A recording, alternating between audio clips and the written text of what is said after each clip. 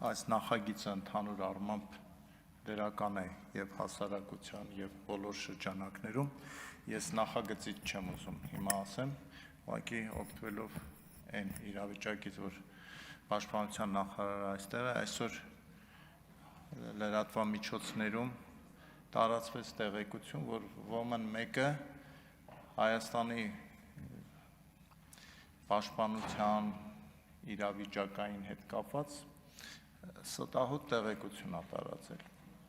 Վաղուց նման բան չէր եղել, բայց այսօր ունեցանք, եթե այսօր ունեցանք, ուրեմն դա նշան է, որ առաջիկայում ենք ունենալու։ Ես խնդրում եմ,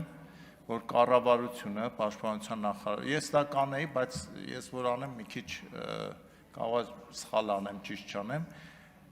վաղուց հասունացել է, ես միշտ եմ առաջարկել, հատկապես այն օրերին, երբ որ սահմանային լարվածությունները շատ էին, օրենքով կարգավորենք, որ սահմանային գծի վերաբերյալ,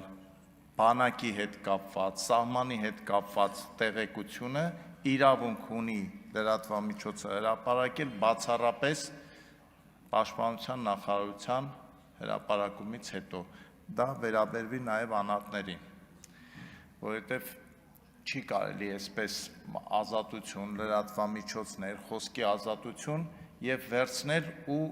մի տեղեկություն հրապարակել, որից առնվազն ես հարցի ամենաթույլ կողմն եմ նշում, հազարավոր ծնողներ տագնապ են ունենալու, որոնք զինծառայող երեխա ունեն կամ ամուսին ունեն, այնպես որ ես խնդրում եմ այս հարցին լուրջ վերաբերվել, որովհետև չի կարելի ով երբ ուզի բանակի ու սահմանի մասին տեղեկություն հրապարակի։ Շնորհակալություն։ Շնորհակալություն, պարոն Նազարյան։